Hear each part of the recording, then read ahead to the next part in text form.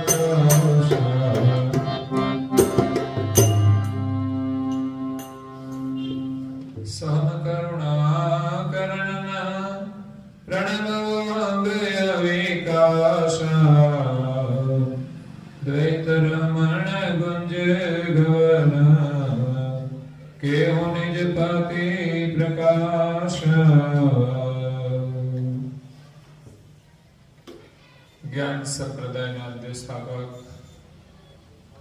अनंत ब्रह्मांड देश विश्व नियंता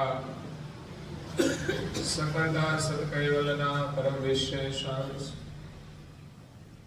अनंत अंशना तारणहार परम मोक्षना दाता कैवल धर्म धर्मधर महान समर्थ परम श्रेष्ठ परम विभूतिवान परम दयालु परम कृपा निलय सर्वज्ञ दिव्य परम गुरु श्रीमद करुणा सागर महाराज जगतना जीवोનું કલ્યાણ કરવા માટે જગતના જીવોને જન્મ મરણના ત્રાસમાંથી મુક્ત કરવા માટે જગતના જીવોને જગત કર્તાનો સંદેશ આપવા માટે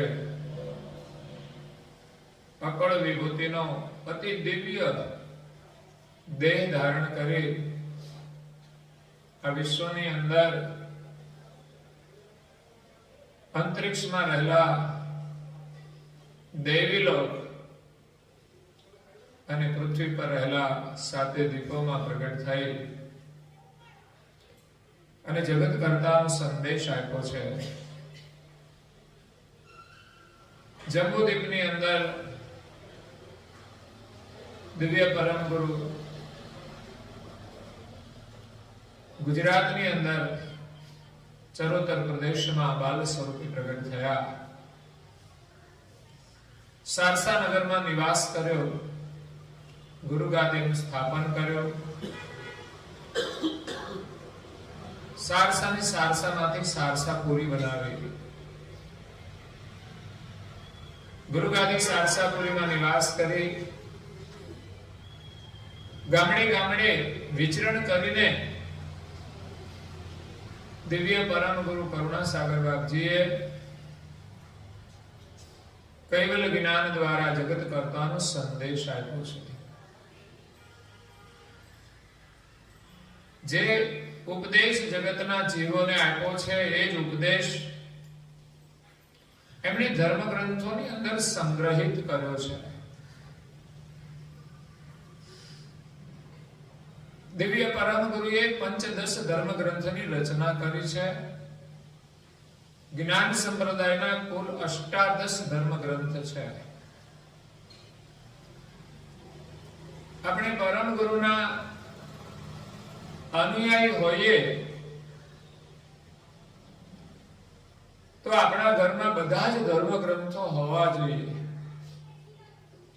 એટલું જ નહીં, એના માટે સરસ મજાનું કબાટ કે શોકેસ બનાવી અને એમાં ઉચિત જગ્યાએ મૂકવા જોઈએ. શોકેસ તો શો માટે હોય છે, પણ આ ગ્રંથો શો માટે નથી. એ અધ્યયન કરવા માટે છે. નિયમિત કોઈ પણ ધર્મ ગ્રંથનું અધ્યયન અવશ્ય કરવું જોઈએ. ગ્રંથના માધ્યમથી પરમ ગુરુનું દર્શન કરવું જોઈએ. પરમ ગુરુ અહીંયા પ્રગટ થયા, પણ એમને કોઈ જાણતું નહોતું, એમને કોઈ ઓળખતું નહોતું. કે કોણ છે. સ્વયં હેતભાઈ માતા પણ જાણતા નહોતા કે આ બાલ સ્વરૂપે આ બાળક કોણ છે. પરંતુ જ્યારે સ્વયં પરમ ગુરુએ કહ્યું કે હું કર્તાનો પરમ વિશેષ અંશ છું, આગળ 6 દીપોમાં હું એનું જ્ઞાન આપીને આ 7મા જંબુદીપમાં પ્રગટ થયો છું. ગયા જન્મની વિગત આપી ત્યારે હેતભાઈ માતાને ખ્યાલ આવ્યો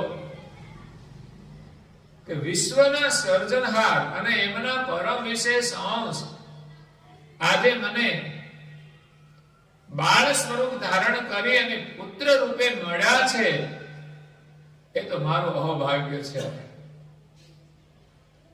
આમ તો કહીએ છીએ કે કેટલાય જન્મનું પુણ્ય હોય ત્યારે આપણને પરમ ગુરુ મળે છે.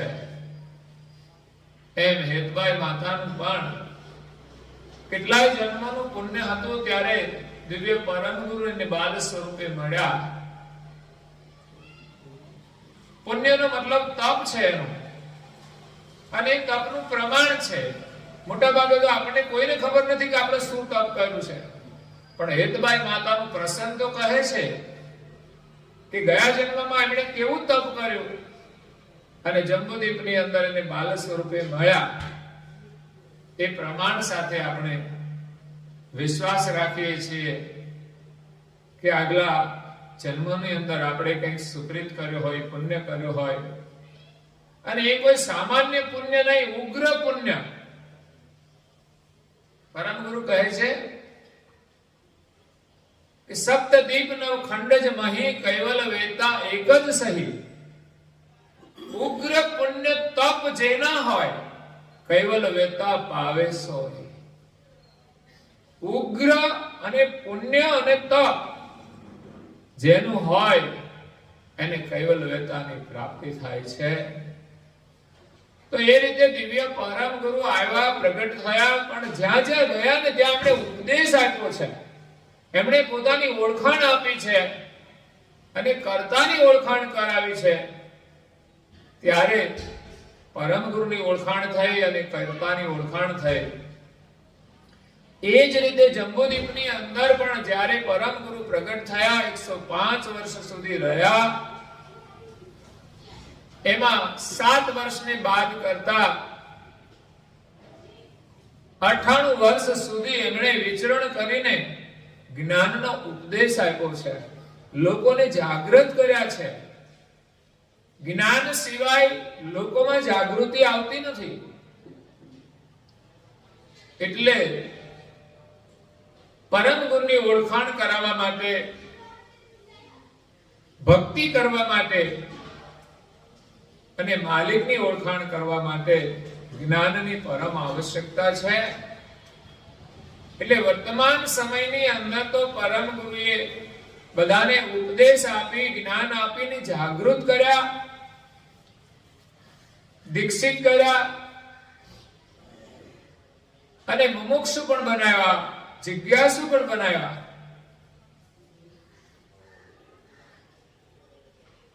તો એ જિજ્ઞાસાથી એનું કલ્યાણ થયું છે. તો પરમ ગુરુ 105 વર્ષ રહ્યા ને પછી તો એમણે જે દિવ્ય દેહ ધારણ કર્યો છે એ અદ્રશ્ય થઈને એ વિદાય થઈ ગયા. પછી આપણા માટે દ્રશ્ય રૂપ પરમ ગુરુ વર્તમાનમાં નથી, પરંતુ એમની મૂર્તિ સ્વરૂપ કે ફોટો સ્વરૂપ આપણી પાસે વિદ્યમાન છે. એના માધ્યમથી આપણે પરમ ગુરુની સેવા, પૂજા અને પ્રાર્થના કરીએ છીએ. અને એમણે આપેલો જે ઉપદેશ છે, એમના મુખમાંથી નીકળેલા પવિત્ર અમૃત વચનો છે, એ એમણે ગ્રંથોની અંદર સંગ્રહિત કર્યા. એટલે આપણા માટે પરમ ગુરુનું એ બીજું સ્વરૂપ એ ગ્રંથ સ્વરૂપ છે.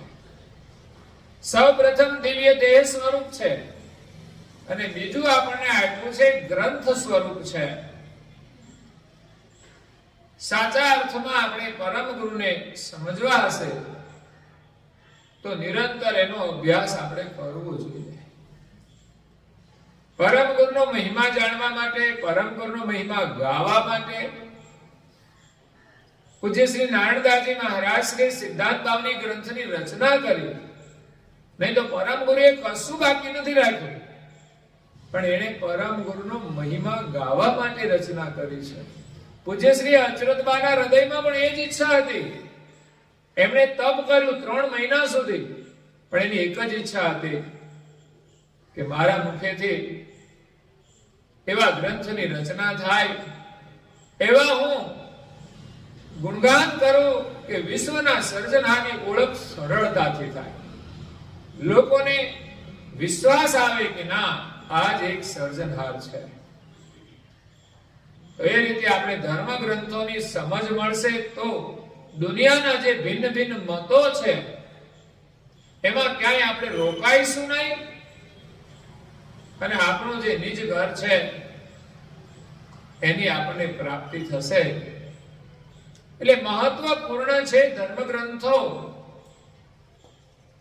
પહેલા સ્ટેજ ઉપર આપણે પરમ મુનિ સેવા પૂજા પ્રાર્થના કરીએ શ્રદ્ધાથી, કારણ કે જ્યારે દીક્ષા લઈએ ને ત્યારે એટલું બધું જ્ઞાન નથી હોતું બધાને, કદાચ કોઈને હોય, પણ મોટો વર્ગ એવો છે કે જે શ્રદ્ધાથી જોડાતો હોય છે એમને પેલા સેવા પૂજા અને પ્રાર્થના હોય છે. તો આપણા ઘરમાં પરમ ગુરુનું સ્વરૂપ હોય, મંદિર હોય, એની રોજ નિત્ય પૂજા થતી હોય, તો આપણા બાળકોને સંસ્કાર ક્યાંથી મળે છે? એમાંથી જ તો.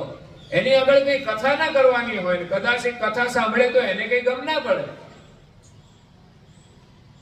એટલે સેવા પૂજા અને પ્રાર્થના એ મહત્વપૂર્ણ છે.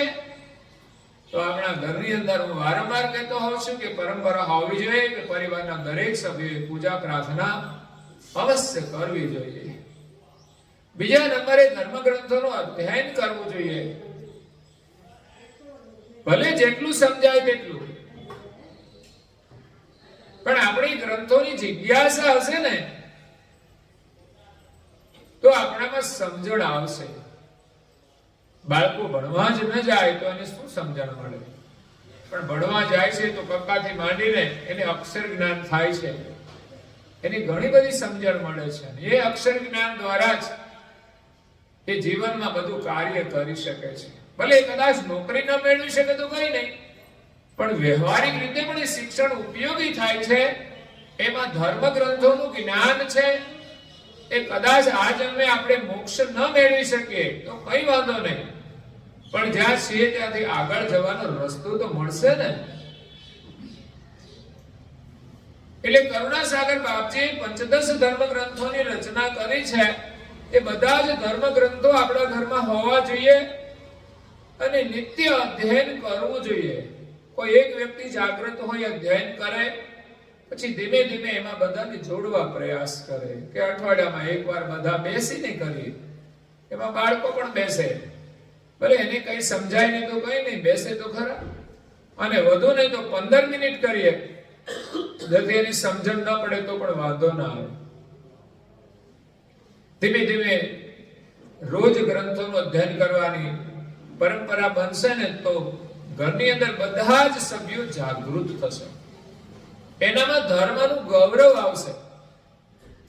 નહીં તો લોકો માને છે બધા પણ કરતા નથી કશું, તો મહત્વ શું?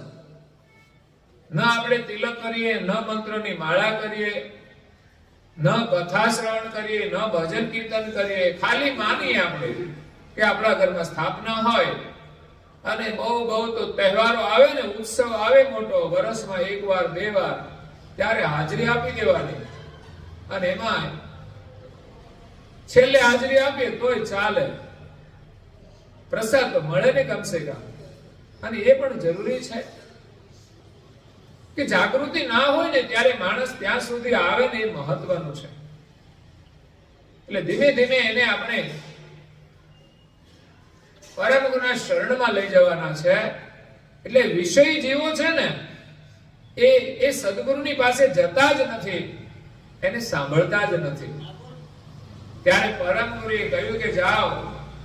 એ એમ કહે છે કે અમને કઈ પરચા ચમત્કાર આપે ને તો અમે માનીએ, એટલે પરમ ગુરુએ કહ્યું કે થોડા પરચાઓ છે ને લખી અને એને આપો તો એને વિશ્વાસ આવશે.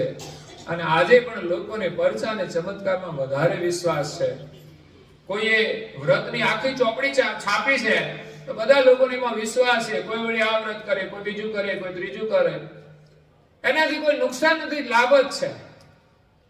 દરેક વ્રત છે, કોઈ પણ વ્રત ભલે લૌકિક હશે પણ એનાથી વિષય જીવને એક શ્રદ્ધા પેદા થાય છે અને કઈક ધાર્મિકતા પણ હોય છે એમાં. એ દિવસે કંઈ પણ એ નિયમ પાડે તો એ મહત્વનું છે. છોકરો માત્ર એક સ્લેટમાં એકડો જ લખે તો એના માટે ઘણું છે. એટલે આપણે કોઈના પણ વ્રતની ટીકા ન કરતા, એ જે કરે તે સારું છે. ખોટું કરે એના કરતા આમાં કઈ ખોટું તો નથી જ. એટલે ધીમે ધીમે એનામાં સમજણ આવશે, એ અધિકારી બનશે, પરમ ગુરુના શરણમાં આવશે તો એને સમજણ મળશે. પણ આપણે ભણવા જતો હોય એમાં જ કહીએ કે ભાઈ તું ભણવા જશો બરાબર નથી એમ. ત્યાં જઈને તોફાન કરે છે, તોફાન ભલે કરે પણ ત્યાં જશે ને તો તોફાન કરતો બંધ થઈ જશે. એટલે અહીંયા 15 ધર્મગ્રંથોની રચના કરી છે. એનું પૂજન પણ થવું જોઈએ. એ ગ્રંથ ક્યાંય નીચે ના મૂકવા જોઈએ, એને આપણો પગ ના અડવું જોઈએ. પછી સામાન્ય ઉપાસનાની પુસ્તિકા કેમ ના હોય, નાની, સામાન્ય તો છે જ નહીં, પણ નાની પુસ્તિકા ગમે ત્યાં પડી હોય તો આપણે લઈ લેવીને ઉપર મૂકી દેવી જોઈએ, કોઈનો પગ ના અડે. કારણ કે પુસ્તિકા નથી પણ પરમ ગુરુનું સ્વરૂપ છે. એની અંદર જે વચનામૃત છે પરમ ગુરુના છે. એટલા માટે એને થૂકવાળી આંગળીથી પણ પાના પલટાવવા જોઈએ. અને મોટા ભાગના લોકોને આદત હોય છે ભજનાવલી આમાં ફેરવતા હોય ને તો એક એક પને થૂકવાળી આંગળી કરે. ઠીક છે, આ બધો ખ્યાલ રાખે તો સારું. તો ધર્મ ગ્રંથોનો જેટલો આદર કરીએ ને એટલે એનું આપણને મહત્વ સમજાય છે કે આ ધર્મ ગ્રંથ પરમ ગુરુનું સ્વરૂપ છે અને એને વાંચવાની એક જિજ્ઞાસા પણ થાય છે. એટલા માટે એની પવિત્રતા સાચવવી જોઈએ. માનો કે આપણે થૂકવાળી આંગળી ગ્રંથને અડાડી, એ થૂકવાળી આંગળી કોઈના ગાલને અડાડી જોઈશું તો ખ્યાલ આવશે કે અડાડાય કે ના અડાડાય. એક સામાન્ય વ્યક્તિને પણ જો આપણે થૂકવાળી આંગળી આપણે આપણા ગાલની નથી અડાડતા, જો આપણા ગાલ ઉપર નથી અડાડી શકતા તો એ થૂકવાળી આંગળીથી આપણે પૈસા પણ ગણતા હોઈએ છીએ. પૈસા એ લક્ષ્મી છે, એને પણ થૂકવાળી આંગળીથી સ્પર્શ નહીં કરવો જોઈએ.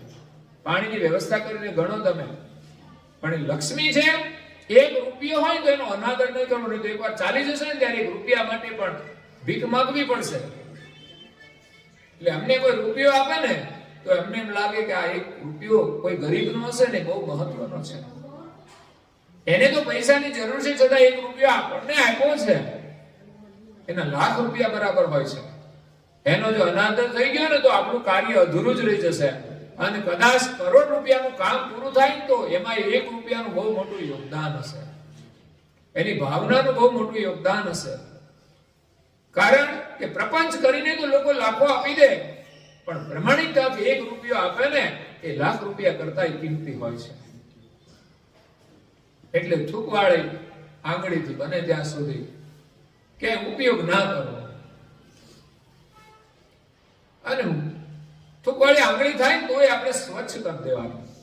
દાંતમાં કઈ ભરાઈ ગયું અને આપણે આંગળીથી સાફ કરીએ તો થૂકવાળી તો થાય, તો રૂમાલ રાખવો જોઈએ અને આંગળી આપણી સ્વચ્છ કરવી જોઈએ. તો પરમ ગુરુએ 10 ધર્મગ્રંથોની રચના કરી છે, એના નામ પણ આપણને ખબર હોવા જોઈએ. કમસે કમ આપણા સગા 15 જણાને તો આપણે ઓળખતા હોઈએ કે નહીં, તો પછી આપણા 15 ધર્મગ્રંથોના નામ યાદ રાખવા અઘરી વસ્તુ નથી. અધ્યયન કરીશું તો યાદ રહેશે.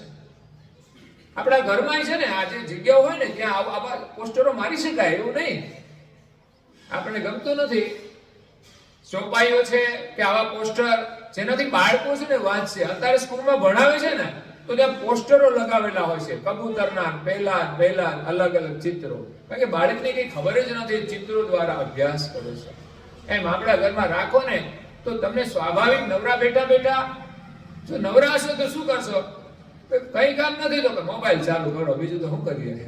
એક ટેવ પડી ગઈ છે. આપણે કથા બેઠા હોય ને તો હાથમાં મોબાઈલ હોય ને, આપણું મન ના લાગે ને એટલે આપણે ઘડી સ્વિચ ચાલુ કરશું, ઘડી બંધ કરશું. એક ટેવ છે. જરૂરી હોય તો ખોલીએ, વાંધો નથી, પણ કથાના સમયે તો છે ને આ મંદિરના પરિસરમાં આપણું મોબાઈલ કાં તો સાયલેન્ટ રાખવું જોઈએ, અને વાત કરવી હોય તો મંદિરના પરિસરની બહાર વાત કરવી જોઈએ.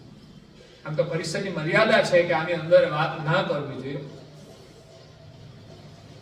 એટલે કથામાં તો ખાસ ગમે તેનો મોબાઈલ હોય તો એને કાં તો બંધ કરી દેવાનો અને કાં તો બહાર જઈને વાત કરી લેવાની. તો 15 ધર્મગ્રંથોની રચના કરી છે. એમાંનો આજે આપણે શરૂ કરીએ છીએ એ છે પંચમ સ્વસમ વેદ. જ્ઞાન સંપ્રદાયનો મહત્વપૂર્ણ ગ્રંથ છે, આધ્યાત્મિક ગ્રંથ છે, ગૂઢ રહસ્ય વાળો ગ્રંથ છે. 15 ધર્મગ્રંથોની અંદર પંચમ સ્વસમ વેદ એ અનુભવની દ્રષ્ટિએ મહાન છે. જો કે બધાની અંદર એ જ મહાન અનુભવ છે, પણ આપણે ત્યાં 4 વેદ નું જ્ઞાન મુખ્ય છે, એમ 15 ધર્મગ્રંથોની અંદર પંચમ સ્વસમ વેદનું જ્ઞાન પ્રધાન છે.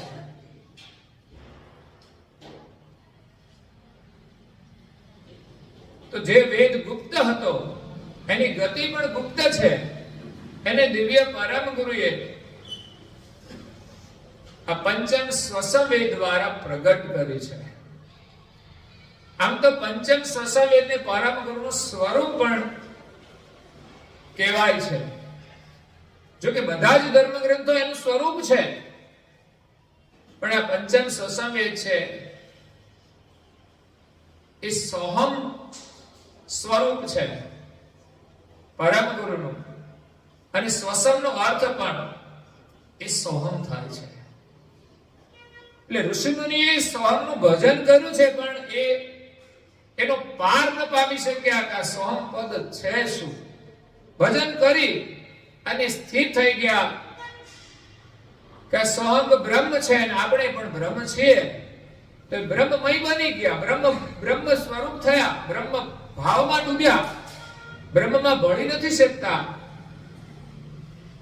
તો એ બ્રહ્મ ની કરુણાથી આ મહાપુરુષો મહાન થયા છે, એનું ભજન કરીને મહાન થયા છે. શિવજી સ્મશાનની અંદર ભજન કરે છે તો કોનું કરે છે?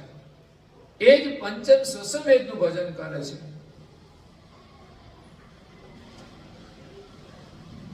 સૂક્ષ્મ વેદ શિવ જાણે, જીવ જાણે શિવ 4. પરમ સિદ્ધાંત પંચમ વેદ ગતિ અગમ અપાર, આવું પણ કહી ગયા છે. એટલે પાંચમો વેદ અને સૂક્ષ્મ વેદ પણ કહે છે. તો પાંચમા પંચમ સ્વસમ વેદની શરૂઆત ગુરુ મહારાજ મંગલાચરણથી કરે છે. આપણા માટે મંગલાચરણ પણ બહુ મહત્વપૂર્ણ છે. મારી પૂજાનો પ્રારંભ મંગલાચરણથી થયો છે. આરતી મને ખબર નહોતી, આ પહેલી આરતી, બીજી આરતી, ત્રીજી આરતી, પણ પ્રારંભમાં દીવો કરી અને આરતી એ મંગલાચરણથી કરતો હતો. ઓમ પ્રથમ પ્રણામ ધામ જેનું સકલ પરાગ. અને મેં મંદિરની બાજુમાં છે ને કાગળિયું લખીને ચોંટાડ્યું, એમાંથી જોવા વાંચતું જવાનું, આરતી કરવાની. એટલે દરેક ધર્મગ્રંથોના પ્રારંભમાં મંગલાચરણ હોય છે, અને દરેક મહાપુરુષે જે કોઈ ગ્રંથોની રચના કરી છે એમાં પ્રથમ મંગલાચરણ યાની સ્તુતિ વંદના કરી હોય છે. એ પરમ ગુરુએ પણ દરેક ધર્મગ્રંથોમાં મંગલાચરણની રચના કરી અને એમની ગ્રંથની શરૂઆત કરી છે. તો એ સર્જનહારની સ્તુતિ કરે છે. એટલે આપણું કોઈ કાર્ય સફળ કરવા માટે પરમાત્માને જો આપણે પ્રાર્થના કરીએ ને તો ચોક્કસ આપણું કાર્ય સફળ થાય, નિર્વિઘ્ને પૂર્ણ થાય. એટલે અવશ્ય મંગલાચરણ સ્તુતિ કરવી જોઈએ. તો અહીંયા દિવ્ય પરમ ગુરુ મંગલાચરણની શરૂઆત કરે છે કે સોહમ કરુણા કરણના પ્રણવ ઓહંગ અવિકાશા. સોહમ પ્રારંભ થાય છે સોહમથી. બીજા ઘણા બધા ગ્રંથોની રચના કરી છે, પણ એની શરૂઆત એણે ઓમથી કરી છે. ઓમ પ્રથમ પ્રણામ ધામ જીનું સકલ પરાપત. પછી સક્રત ચિંતામણી ગ્રંથ ઓમ પરમ સક્રત સામ્રત પત નિજ કૈવલ કરુણેશ. પૂજ્ય શ્રી નારણદાસજી મહારાજની ગ્રંથની રચના કરી ઓમ વંદુ ગુરુ ચરણ શરણ સામ્રથ કીર્તારન. પૂજ્ય શ્રી અગ્રદબાઈ ગ્રંથની રચનાની શરૂઆત કરી તો ઓમ પ્રથમ અનજલ તજ ત્રિય માસ તપકી.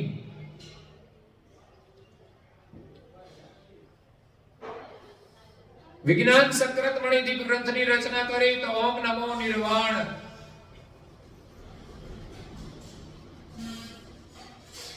એક ગ્રંથ છે વિશ્વપદ ચોસરા, એમાં સ્તુતિ નથી, સીધી ચોસરાની શરૂઆત કરી છે. કારણ કે સરળ ગ્રંથ છે, સરળ વાત છે, એમાં કોઈ તત્વ જ્ઞાન નથી. તો એવો પણ ગ્રંથ બનાવ્યો છે. તો અહીંયાથી શરૂઆત છે સોહમથી કરી છે. બીજે બધી ઓમ એટલે ઓહમથી કરી છે. કારણ કે વાણીની શુભ શરૂઆત ઓમથી થાય છે, અક્ષરની શરૂઆત ઓમથી થાય છે. અનુભવનું જ્ઞાન જ્યારે અક્ષરની અંદર રજૂ કરવું છે ત્યારે ઓમ દ્વારા શરૂઆત કરે છે. અને ઓમ એ અહંગ ભાવ છે, અહંગ શુદ્ધ ભાવ. તો દિવ્ય પરમ ગુરુ પણ અહંગ ભાવથી સ્તુતિની શરૂઆત કરે છે. પણ અહીં કરી છે સોહમથી કરી છે. કારણ કે આ ગ્રંથ છે ને એ સોહમ સ્વરૂપ છે. આ ગતિનું જે સાર છે ને સોહમ છે. એનો પ્રારંભ પણ સોહમથી કર્યો છે કે સોહમ કરુણા કરન.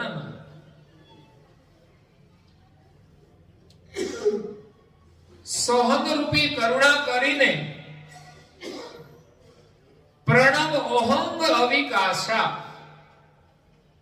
પ્રણવ ઓહંગ અવિકાશા. આપણા અમર મંત્રની અંદર પણ બે શબ્દો આવે છે, ઓહંગ અને સોહમ. સોહમની કરુણાથી ઓહમ એ ગતિ વાળો થયો છે, અવિકાસ. પ્રણવની ગતિ ત્રણ પ્રકારે થાય છે. એક લેવાતો, બીજો કુંભક અને ત્રીજો મુકાતો પ્રણવ. લેવાતો ઓહંગ પ્રણવ છે, મુકાતો સોહંગ પ્રણવ છે. અને જે સ્થિર થાય છે વચ્ચે એ કુંભક પ્રણવ છે. લેવાતો ઓહંગ પ્રણવ એ અવિકાસ છે, અવિકાસ મહાતત્વ છે. કુંભક થાય છે, કુંભસ્થ મહાતત્વ છે. અને જે મુકાતો પ્રણવ છે એ સોહંગ પ્રણવ છે, એ વિકાસ મહાતત્વ છે. આ ત્રણ તત્વો ઉત્પન્ન કરીને કરતા માલિકે આ પ્રણવનું એક બંધારણ કર્યું છે કે મૂળ તત્વમાંથી અમુક માત્રામાં ભાગ લઈ અને એને પ્રણવની રચના કરી છે. પ્રણવ કોઈ એની જાતે ચાલતો નથી, એ પણ ગતિથી કામ કરે છે. તો અહીંયા સોહમની કરુણાથી ઓહંગ પ્રણવ ગતિ વાળો થયો. અને દ્વૈત રમણ ગુંજ ગવન કરતા માલિકે આ જગતની રચના જે કરી છે એ કિયેહુ નિજપતિ પ્રકાશા. આ જગતનું પ્રકાશ કર્યો છે, જગતનું સર્જન કર્યું છે. એટલે પરમ ગુરુએ સોહમથી શરૂઆત કરી છે કે જગતની ઉત્પત્તિ સોહમ દ્વારા થઈ છે. કરતા માલિકે સોહમ દ્વારા આ જગતનું સર્જન કર્યું છે. એટલે પરમ ગુરુ સોહમ સ્વરૂપ છે. એટલે આ જગતની ઉત્પત્તિ સોહમથી થઈ છે, તો પરમ ગુરુ થી થઈ છે એમ પણ કહેવાય છે. એટલે ક્યાંક લખ્યું હોય કે પરમ ગુરુ કહે છે કે આ જગત મેં રચ્યું છે, તો તો એ દ્રષ્ટિએ ખોટું નથી. પછી નિરંજનનો વિસ્તાર આવે તો નિરંજન પણ એના કારણરૂપ ગણાય છે. પછી બ્રહ્મા કાર્ય કરતા હોય તો એ પણ એના કારણરૂપ ગણાય છે. અને સંસારની અંદર મનુષ્ય કર્મ કરે છે તો એના કર્મનો કર્તા તો એ પણ છે. એટલે ક્ષેત્રની દ્રષ્ટિએ બધા જ અલગ અલગ કરતા છે, પણ મૂળ કારણ રૂપી કરતા કૈવલ છે. એટલે બે પ્રણવ છે, સોહંગ અને ઓહંગ. શ્વાસ એની અંદર કેટલું સામર્થ્ય છે કે એના માધ્યમથી કરતા માલિક આ જગતનો પસારો કરે છે. જેમ ગોળો લાઈટ આપે છે, પણ એ પાવર શામાંથી આવે છે? તો વાયર માંથી આવે છે. એ વાયર ની અંદર પાવર છે, એના માધ્યમથી જ ગોળો થાય. બાકી પાવર સ્ટેશન ત્યાંથી અહીં ગોળો કરી શકે નહીં. ઇન્ટરનેટમાં આપણે વાયરલેસ વાતો કરીએ છીએ, પણ મને લાગે છે લાઈટ વાયરલેસ થશે કે નહીં ખબર નહીં. એની સંભાવના લાગતી નથી. નહીં તો પછી આ પ્રણવની જરૂર ના પડે ને બધા ચાલે. એટલે વાતચીત થાય છે, શબ્દ ગતિ કરે છે, પણ છતાં એના નેટવર્ક તો હોય છે. તો આ ઓહંગ અને સોહંગ એ બે પ્રણવ એ મહત્વપૂર્ણ છે. સોહંગની કરુણાથી ઓહંગ ગતિવાળો થયો છે. મૂળ બ્રહ્મ એક છે, પ્રાણ એક છે, પણ ઘાટ જે આવે છે ત્યાં એ પ્રણવ સોહંગની કરુણાથી ઓહંગ દ્વારા એક ઘાટ ચેતન થાય છે. કોઈ ઘાટ સીધો સોહંગથી ચેતન નથી થતો. સોહંગથી ઓહંગ પ્રાણ ચેતન થાય, ઓહંગ પ્રાણથી આ શરીર ચલાયમાન થાય છે. એટલે સોહંગ પ્રણવ એ કારણ રૂપ છે અને ઓહંગ પ્રણવ એ કાર્ય સ્વરૂપ છે.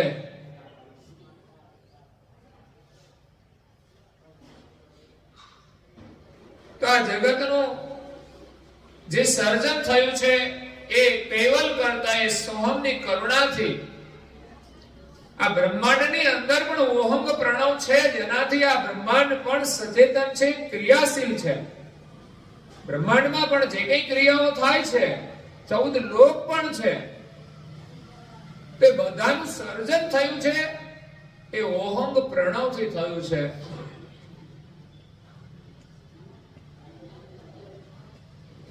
દ્વૈત રમણ ગુંજ ગવન કરતા માલિકે આ જગતની રચના કરીને દ્વૈત રમણ કર્યું છે. એ પ્રાણાયામ દ્વારા કરતા માલિક દ્વૈત રમણ કરી અને આ વિશ્વનો આનંદ કરે છે. કરતાને પણ આ જગતની અંદર આનંદ આવ્યો છે તો પછી આપણને પણ આવે છે ને. આખર બનાવેલું તો એમનું જ ને. પછી જેવો જે આનંદ કરે તે એ પ્રમાણે એનો આનંદ મળે છે, એનું પરિણામ મળે છે. આનંદના પ્રકાર છે, ભેદ છે. પછી આનંદ કરવાનો તો કોઈ વાંધો નથી, પણ એ આનંદની લાલચમાં અને લોભની અંદર મનુષ્ય જે પ્રપંચ કરે છે, અધર્મ કરે છે, એ એના માટે દુઃખનું કારણ બને છે. કરતા માલિકે આ જગતનું સર્જન કર્યું છે આનંદ માટે, અંશોને મોજ કરવા માટે આ જગત બનાવ્યું છે. તો એમાં તો કોઈ પ્રતિબંધ નથી, પણ એની સાથે એમણે ધર્મ રાખ્યું છે, એને મર્યાદા રાખી છે, એને નિયમ રાખ્યો છે. એ નિયમમાં રહીને જો માણસ મોજ કરે તો વાંધો નથી. અને માત્ર મોજ કરવા માટે નહીં, પણ આંખ ખોલવા માટે આ જગત બનાવ્યું છે. પરમ ગુરુએ લખ્યું છે સક્રદ પરમ પ્રકાશ મણિ ભાષ્ય ગ્રંથમાં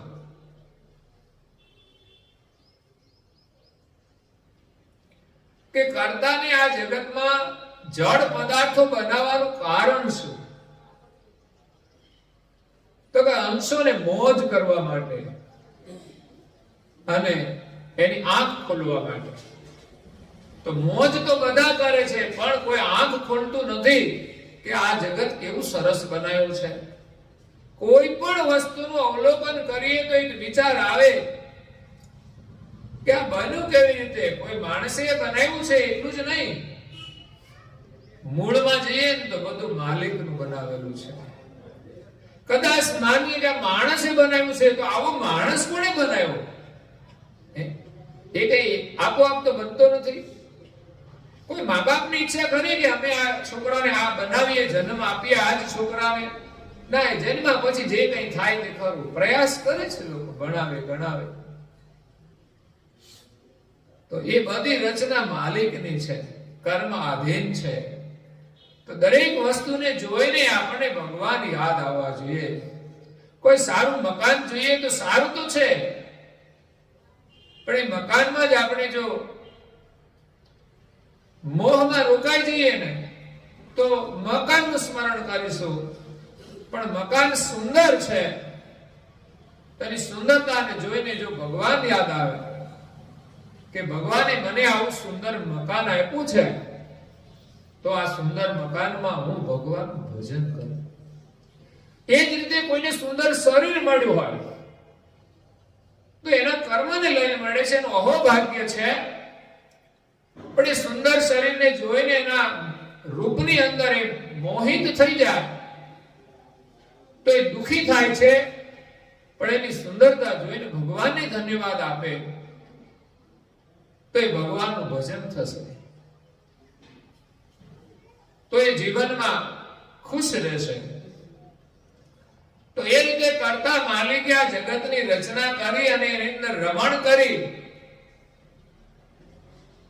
અને આ જગતનું સર્જન કર્યું છે કે હું નિજ પતિ પ્રકાશા.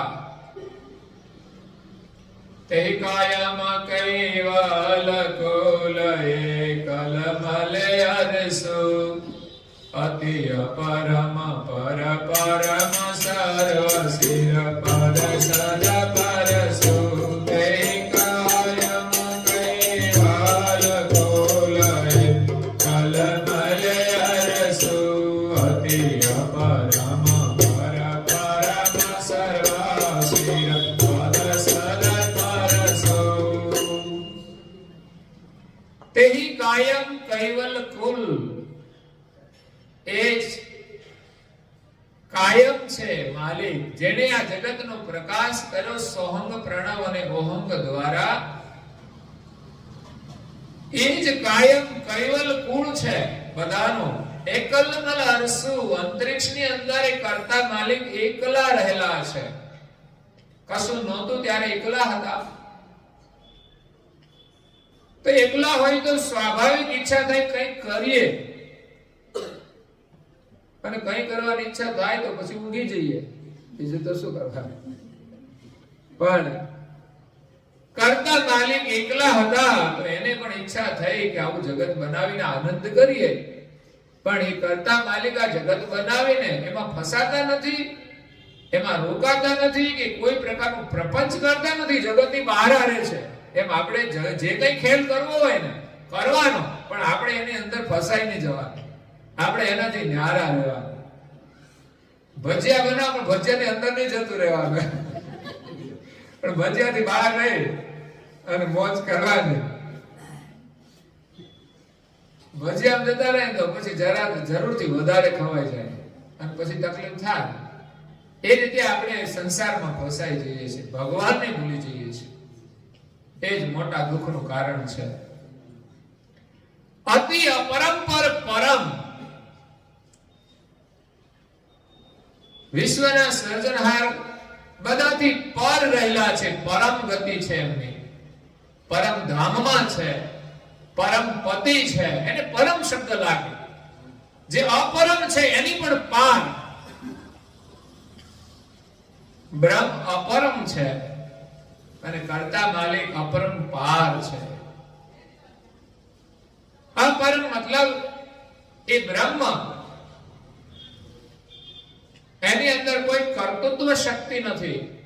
બ્રહ્મ વ્યાપક છે, કર્તાનો પ્રકાશ છે, પણ છતાંય અપરમ છે, અકર્તા છે. તે એવા અકર્તા બ્રહ્મની પણ પાર સર્વશીલ, બધાના શિર ઉપર પદ સદપદ શું, સદપદની અંદર એ બિરાજેલા છે.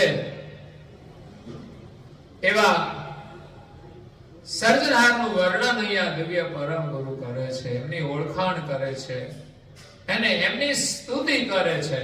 કહે છે તય જય જય અહ અકલ સકલ સામ્યથ કરે તારન પસરન પુરુષત્વ અનંતયાંત વિનો અસંગય પારન. તયો જયો જયો અહ અકલ, તેમની જય હો જય હો. આપણે જય જયકાર કરીએ છીએ, પેલા મહારાજાઓનો જય જયકાર થતો હતો. ચારણ આવતા ને તો મહારાજા ધીરાજનો જય હો. જય મતલબ વિજય. સમસ્ત બ્રહ્માંડની અંદર જો કોઈનો વિજય હોય તે માલિકનો છે. લોકો તો ક્યારેક વિજય થશે ને ક્યારેક હારી પણ જશે, પણ સર્જનહારની ક્યારે હાર નથી થતી. જે અનંત સામર્થ્ય વાળા છે, આગળ જે વર્ણન કર્યું કે અપરંપાર ગતિ વાળા અને બધા ના શિર ઉપર સદપદમાં બિરાજેલા એવા હે કેવલ કરતા જયો જયો અહો અકલ. આપ તો અકળ છો, આપને કોઈ કળી ના શકે એવા અકળ ગતિ વાળા છો. સકલ સામર્થ કરતાર, સકલ જગતની રચના કરનાર સામર્થ વાળા કરતા માલિક છો. આપ અકળ છો. આપની જય જય હો. પસરન પુરુષત્વ અનંત. આ જગતની રચના કરી છે પણ અનંત પ્રકારે પસારો કરેલો છે. એટલો ઝીણો ઝીણો ઝીણો ઝીણો ઝીણો વિસ્તાર કર્યો છે કે અનંત છે, અંત વિનું અસંખ્ય અપાર, અંત વગરનો છે, અસંખ્ય જેની ગણતરી ના થઈ શકે, અને અપાર છે જેનો પાર ન પામી શકાય. તો આ જગતનો જે પસારો કર્યો છે એનું પુરુષત્વ અનંત છે. કર્તાની અંદર આ જગતનું વિવિધ પ્રકારનું સર્જન કરવાનું પૌરુષત્વ છે. બ્રહ્મ વ્યાપક છે, ચેતન છે, પણ એની અંદર પૌરુષત્વ નથી. પૌરુષત્વ કોને કહેવાય? જેમાં પૌરુષત્વ ન હોય એને નપુંસક કહેવાય. તો નપુંસકની પ્રજા નથી ઉત્પન્ન થતી. એમ બ્રહ્મને નપુંસક કહ્યું છે કે એનાથી આ જગતનું સર્જન નથી થતું. એટલે કર્તાની અંદર સર્જન કરવાનું પૌરુષત્વ છે, સામર્થ્ય છે, કે અનંત પૌરુષત્વ, પસરન પુરુષત્વ અનંત, અનંત પ્રકારની એમણે રચના કરી છે. અંત વિનો અસંખ્ય અપાર. આનો અંત નથી આવતો. કેવી રીતે? કે કર્તાએ તો જગતનું સર્જન કર્યું સંકલ્પ દ્વારા, અને 84 લાખ પ્રકારના અંકુરો બનાવ્યા, બીજ બનાવ્યા, પછી એને કંઈ કર્યું નહીં. પછી તો માત્ર એ બધાનું ધ્યાન રાખે છે, બધાને જીવન આપે છે, પણ પછી એને કંઈ કરવું પડતું નથી. એકમાંથી બીજો ઘાટ, બીજામાંથી બીજો ઘાટ, એમ અનંત નીકળ્યા જ જાય છે. એમાં પણ કોઈને કશું કરવું પડતું નથી. આને કહેવાય અનંત. અનંત, અંત વિનો. આનો કોઈ અંત નથી.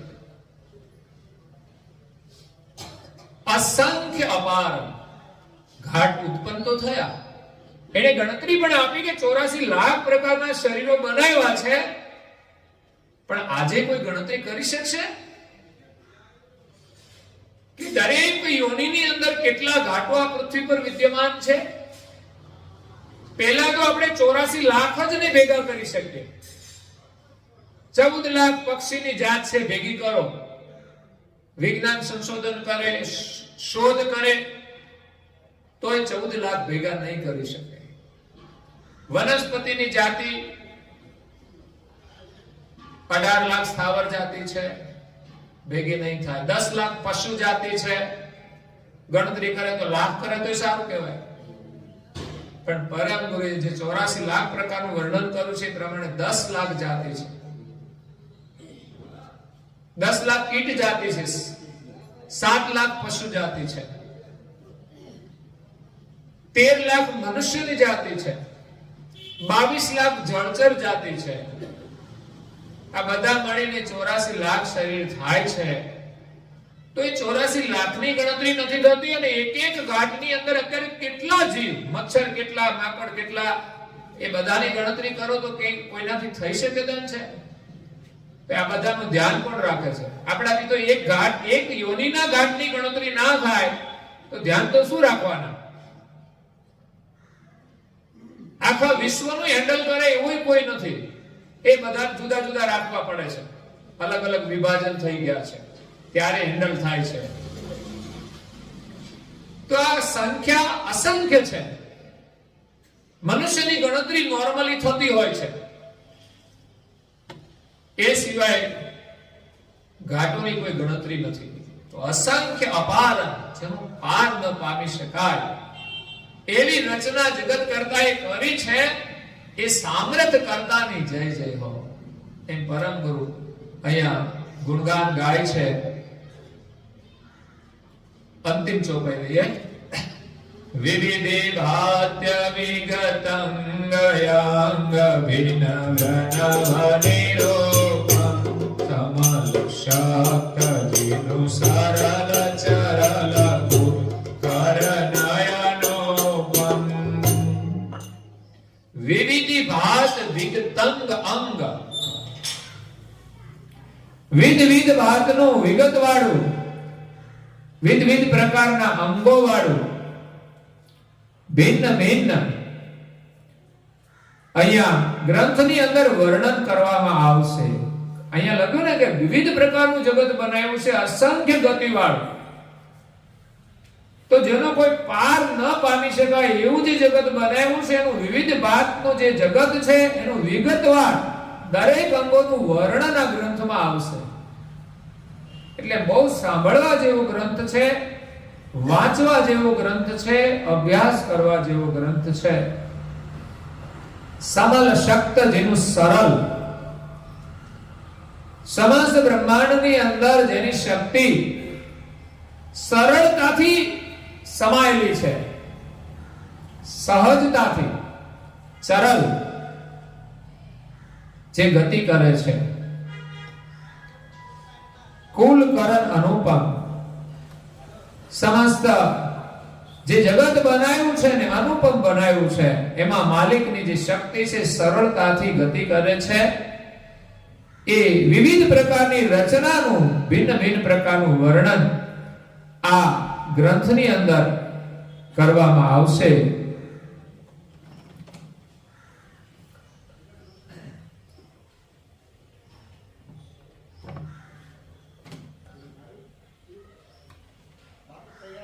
હિરણગ્રભય જય મરયાદયાણો અચર ચરાચર નિરમયું સૃષ્ટ ઉત્કૃષ્ટયા પદિનો સકલ પરાપર.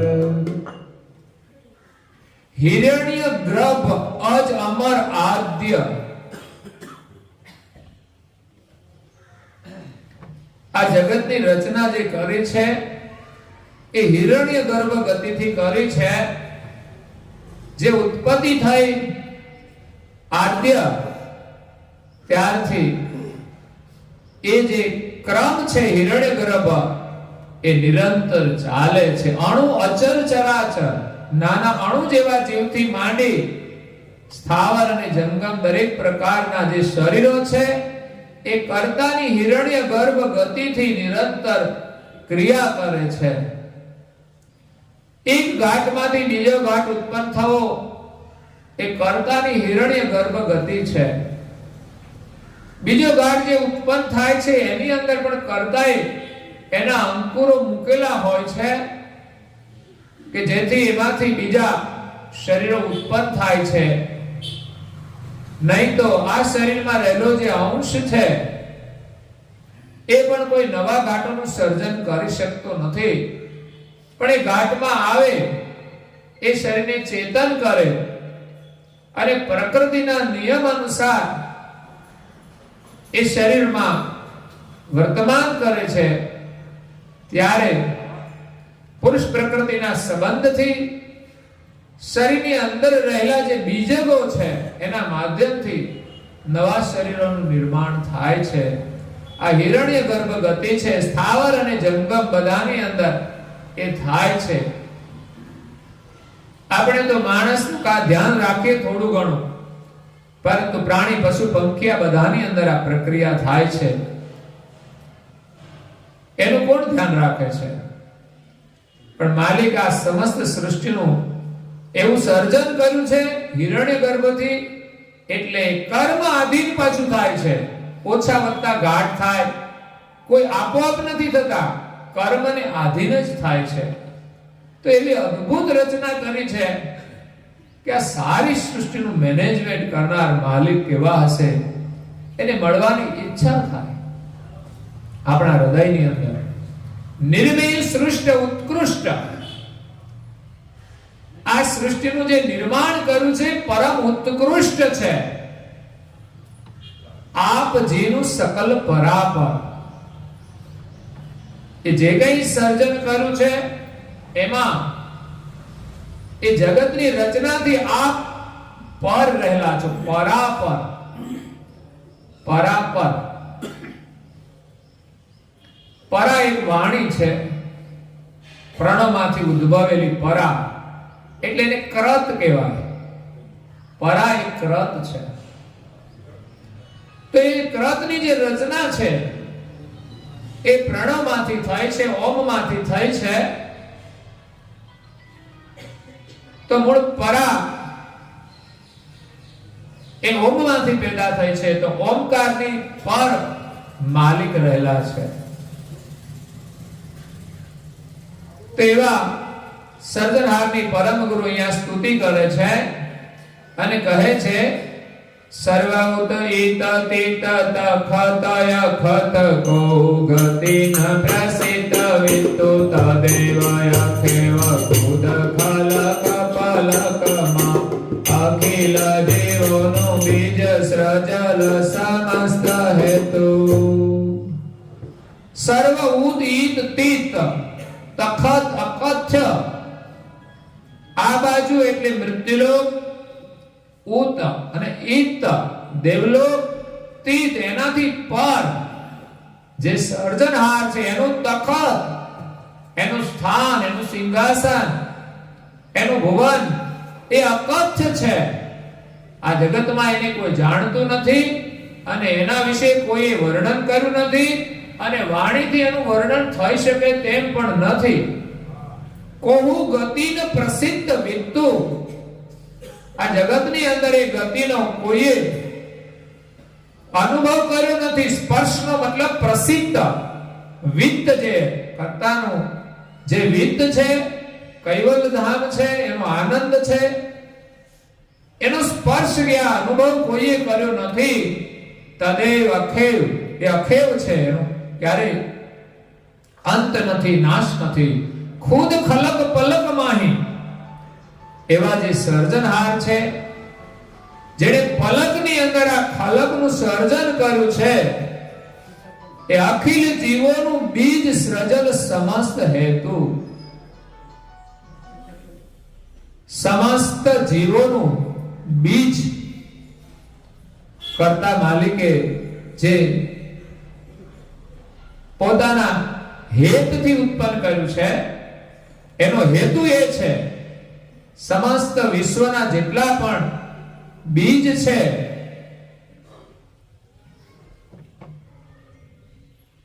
એ સૃજલ એમણે કરતા માલિકે રસપૂર્વક સર્જન કર્યું છે, હેત રાખીને સર્જન કર્યું છે. અને અંતિમ ચોપાઈમાં કહે છે અનંત સિદ્ધાંત અંત મોર્ગની કૈવલ કંત યાહી કે ના કો તંતય દીપસ્તિ ઈશન કે ઈશ દેશ મચલ જોની પુરુષ કરતા કે કરતારેશ્વર કુબેર નમસ્તે. અનંત સિદ્ધાંત અંત. આ વિશ્વમાં અનેક સિદ્ધાંત છે ધર્મ જગતમાં, એમાં અંતિમ જે સિદ્ધાંત મોર્ગની કૈવલ કંથ બધાના શિર ઉપર શ્રેષ્ઠ સિદ્ધાંત રૂપે કરતા કૈવલ છે. યાહી તેના કૌતંત અધિક પરસ્તીએ, એનાથી અધિક જેને કોઈ ઓળખી શક્યું નથી. ઈશન કે ઈશ, બધા ઈશ્વરો છે એના પણ એ સ્વામી છે. દેશ મચલ મજોની પુરુષ, એ મચલ છે મતલબ મહા અચળ છે. મજોની પુરુષ એ કરતા યોનિથી રહિત છે, અજન્મા છે. કરતા કે કરતારેશ્વર, કરતા કે કરતારેશ્વર કુબેર નમસ્તે. કુબેર સ્વામી પરમ ગુરુ નમસ્કાર કરે છે. કોને? તો કરતા કે કરતારેશ્વર. એટલે દેવોને પણ કરતા કહેવામાં કઈ વાંધો નથી, કારણ કે કાર્યના કરતા તો છે ને. ત્રણ કરતા છે, અંશ પણ કરતા છે, દેવો પણ કરતા છે અને કૈવલ પણ કરતા છે. પણ સામર્થ્યમાં ભેદ છે. શાળામાં શિક્ષણ આપતા એને પણ સાહેબ કહે, અને કલેક્ટર હોય ને તો એના પાછળ પણ એમ લખાય કે કલેક્ટર સાહેબ, અને એના પણ ઉપરી હોય એને પણ સાહેબ કહે. એમ અહીંયા જગતની અંદર લોકો ઈશ્વરની પૂજા કરે છે, કારણ કે એનામાં જે સામર્થ્ય છે એના એ સાહેબ છે, એની પાસે વિભૂતિ છે, એના એ સ્વામી છે.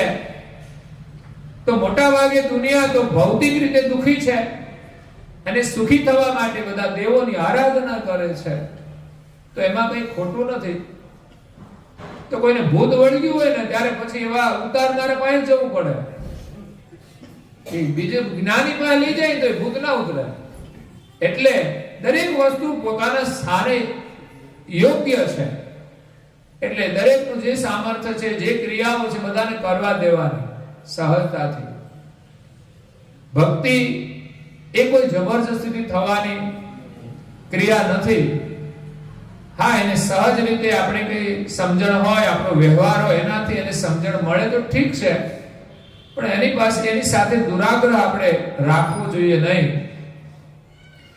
એટલે એક અંશ જે કરતા છે કર્મનો કરતા છે. જે કર્મ કર્યું એનું કરતા એ જ છે, કારણ કે ખોટું કરે છે એ તો માલિક કરાવતા નથી. એટલે અંશ જે કર્મનો કરતા છે એ કરેલા કર્મનું ફળ એને ભોગવવું પડે છે. બીજા દેવો છે એ પણ અમલે કરતા છે. પ્રથમ અમલી જ્યોત સ્વરૂપા, એવું ગુરુ મહારાજે લખ્યું છે કે આ વિશ્વની અંદર જો કોઈનો અમલ હોય ને તો જ્યોતિ સ્વરૂપ નિરંજનનો છે. પછી બીજે નીચે બધા દેવોનો આવે, એને જેમ જેમ ડિપાર્ટમેન્ટ હોય, પ્રધાનમંત્રી હોય, પણ પછી પાછળ નીચે બધા ખાતા હોય ને, ખાવાના ખાતા હોય, બધા ખાતા, એમ નામ જ ખાતા. એટલે બધા જે સત્તા ઉપર આવે ને બધી ખાતા થઈ જાય. ખાતું હોય તો જ એમાંથી એને લાભ મળે. જેને ખાતું ના આપે ને બિચારા નિરાશ રહે, કેમ કે અમને કોઈ ખાતું ના આપ્યું ખાવાનું. એટલે દેવોને બધાને અલગ અલગ ખાતા આપ્યા છે, એટલે બધા પછી એનું સામર્થ્ય છે એ પ્રમાણે અમલે કરતા છે, એનું સામ્રાજ્ય છે આ વિશ્વમાં.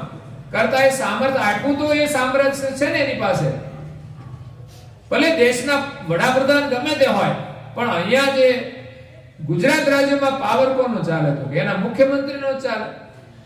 પછી તાલુકામાં હોય કે પંચાયતમાં, તો ત્યાં એના વિસ્તારમાં એનો જ અમલ ચાલે ને. આપણા ગામમાં કોનો અમલ ચાલે તો કે સરપંચનો. આમ ભલે સત્તા મૂળ મુખ્યમંત્રી હોય, પ્રધાનમંત્રી હોય, પણ આપણા ગામમાં જો સત્તા ચલાવે ને તો એ સરપંચ જ હોય. એટલે આપણે તો સરપંચને જ પગે લાગવું પડે કે અમારું કામ કરી દો. ઓલા તો કઈ મળવાના અને એ આપણું સાંભળવાના નથી. એટલે છે ને નજીકમાં હોય એનો પણ આપણે આદર કરવો જોઈએ. એટલે કર્તા ઈશ્વર છે, એ અમલે કરતા છે. એને આ જગત બનાવ્યું નથી, પણ કાર્યની અંદર તો એ સત્તા છે ને એની પાસે, તો એનો આદર કરવો પડે. બાકી એની સત્તા વગર આપણે આગળ જવું હોય તો જવાય નહીં. માનો કે અહીંથી ગુજરાતમાંથી રાજસ્થાનની બોર્ડરમાં જવું હોય તો સરહદ ઉપર ત્યાં ઊભા હોય ને, જો આપણી પાસે બધું કાગળિયા કમ્પ્લીટ ના હોય તો જવાના નથી. કાયદો એમ છે. એવી જ રીતે અહીંયા વિશ્વની અંદર એ દેવોની સત્તા છે. તો એ કરતાના પણ કરતા જો સર્જનારનું સામર્થ્ય આખા વિશ્વમાં છે, પણ આ દેવોનું સામ્રાજ્ય આ જગતની અંદર કાર્ય રૂપે છે, અમલના રૂપમાં છે. એને કશું બનાવ્યું નથી. જેમ કોઈની કંપની હોય, એને ઊભી કરી હોય, પણ એનું સંચાલન તો કોઈ મેનેજર કરતો હોય તો એનો પાવર તો એની પાસે જ હોય ને. તો જે કામ કરતા હોય તો એ મેનેજરને જ ઓળખે ને, મેનેજર કેમ કરવું પણ પડે. એટલે આપણે દેવોના ક્ષેત્રમાંથી જો બહાર નીકળવું હોય ને તો પગે લાગીને નીકળવું પડશે. યાદ રાખજો, નહીં તો છે ને ઊંધા પાડશે. હા, એ લખી રાખવાનું. જ્યાં પણ ક્યાંય પણ જો આપણે એના વિરુદ્ધમાં કંઈ કર્યું સમજવાનું, તમે બહાર નહીં નીકળી શકો. કારણ કે પરમ ગુરુ ઉપદેશ આપ્યો છે, એટલે પરમ ગુરુ શરણ મળી ગયું છે. એનો મતલબ એ નથી કે આપણે કોઈનો અનાદર કરીએ. એ આપણાથી કેટલા મોટા છે, કેટલા સત્તાવાળા છે, કેટલું કાર્ય કરે છે. એ પણ કર્તાનું જ કાર્ય કરે છે, તો એ કઈ ખોટું નથી કરતા. તો પછી એનો પણ આપણે આદર કરવો જોઈએ. એવા કર્તાના પણ જે કર્તા છે, જેને કારણરૂપી કર્તા કહેવાય, આ જગતના કારણરૂપી કર્તા એક કૈવલ છે, એમને પરમ ગુરુ કહે છે હું નમસ્કાર કરું છું. અને આ સાથે કથાને આપણે વિરામ આપીએ. અસ્તુ સત્કૈવલ સાહેબ. आद्य सकलश्वराज करुणेश केवल करता की जय। कृष्ण स्वामी महाराज की जय। श्री बालकुबेर महाराज की जय। श्री परम गुरु श्री सागर महाराज की जय। द्वितीय गुराचार्य श्री नानंदास जी महाराज की जय। तृतीय गुराचार्य श्री बलदेवदास जी महाराज की जय। चतुर्थ गुराचार्य श्री भगवानदास जी महाराज की जय। पंचम गुराचार्य श्री प्रयागदास जी महाराज की जय। षष्ठम गुराचार्य श्री सिद्धदास जी महाराज की जय। सप्तम गुराचार्य श्री रविचंद्रदास जी महाराज की जय। बारहवीं अष्टम गुराचार्य श्री धर्मप्रियदास जी महाराज की जय। श्री सतसंतन की जय। श्री सदेवन की जय। श्री ज्ञान संप्रदाय की जय। श्री मुखर्जी साहपुरी की जय। श्री कैवल धाम की जय।